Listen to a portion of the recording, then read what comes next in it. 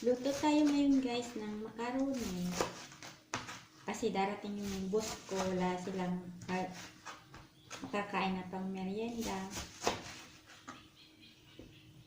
Lalagyan ko ng itong gulay, repolyo lang, tsaka carrot, tsaka may konti akong manok dito. Yun lang isasaw ko. Tsaka itong konti.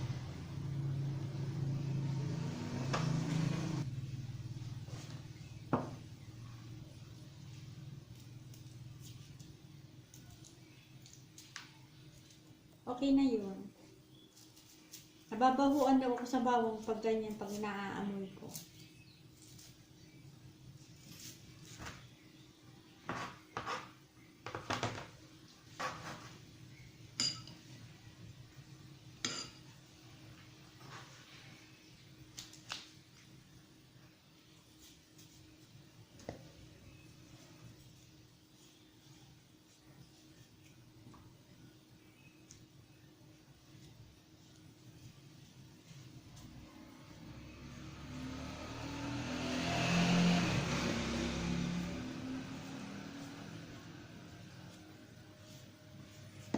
Lalagyan ko ng carrots kasi sayang naman. Meron pa naman isa. Mabubulok na.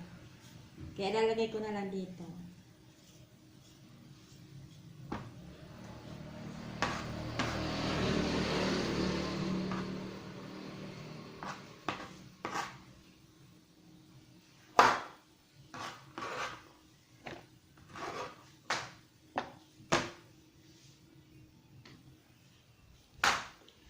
Hugasan ko muna to para malinis naman.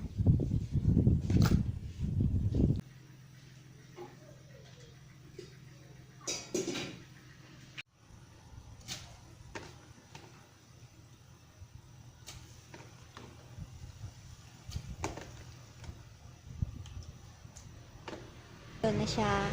Malapit nang maluto. Lagyan na natin ng gatas.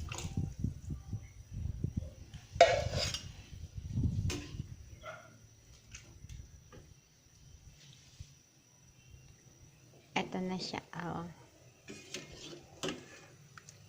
5 minutes na. Maluluto na yan.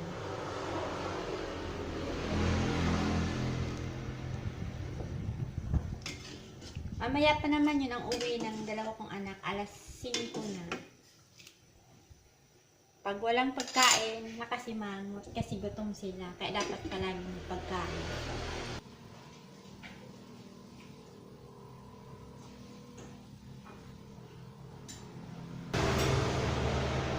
Magmerienda na tayo. Ito na. Luto na. Luto na ang aking macaroni. Kain po tayo.